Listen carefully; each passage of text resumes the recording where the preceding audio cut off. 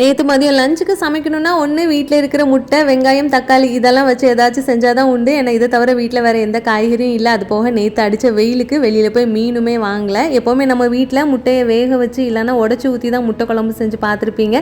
நான் அதுலேருந்து ஒரு படி மேலே போய் ஆம்லேட் குழம்பு ரெடி பண்ணியிருந்தேன். ஒரு 4 முட்டையை கொஞ்சமாக உப்பு சேர்த்துட்டு சின்ன வெங்காயம் பொடிசாக கட் பண்ணி சேர்த்து நல்லா பீட் பண்ணிவிட்டு ஆம்லேட் மாதிரி ஊற்றிட்டு இந்த மாதிரி மடக்கி எடுத்து தனியாக வச்சுக்கணும். நான் இது மாதிரி ஒரு 4 ஆம்லேட் போட்டு தனியாக எடுத்து வச்சுட்டேன். அதுக்கப்புறமா ஒரு பேனில் கொஞ்சமாக எண்ணெய் சேர்த்துட்டு 1 ஸ்பூன் முழு மல்லி, 1/2 ஸ்பூன் ஜீரகம், 1/2 ஸ்பூன் மிளகு, சின்ன துண்டு பட்டை, 2 கிராம்பு, இஞ்சி பூண்டு, சின்ன வெங்காயம், தக்காளி, கொஞ்சமாக தேங்காய், மஞ்சள் தூள், மிளகாய் தூள், கரம் மசாலா இதெல்லாம் வதக்கிட்டு பச்சை வாசனை போனதும் ஆறுனதும் மிக்ஸி ஜாரில் தண்ணி ஊற்றி அரைச்சி எடுத்துக்கணும். இப்போ குழம்பை தாளிச்சிட்டு அரைச்சி வச்சிருக்கிற பேஸ்ட்டு, தேவையான உப்பு, குழம்பு கொதி வந்ததும் ஆம்லேட் போட்டு இறக்கிற வேண்டியதான். டேஸ்ட்டு சூப்பராக இருக்கும். கண்டிப்பாக ட்ரை பண்ணி பாருங்கள். குட்டீஸ் ஒரு வாரம் போட்டு லீவுக்குள்ளே போர்ஷன் எல்லாம் 2 நாளாக உட்காந்து எழுதி முடிச்சிட்டாங்க. கொஞ்சம் கேப்புக்கு அப்புறம் 2 வாரத்தையும் உட்கார வச்சு படிக்க வைக்கிறதுக்குள்ளே போதும்னு ஆயிடுச்சு.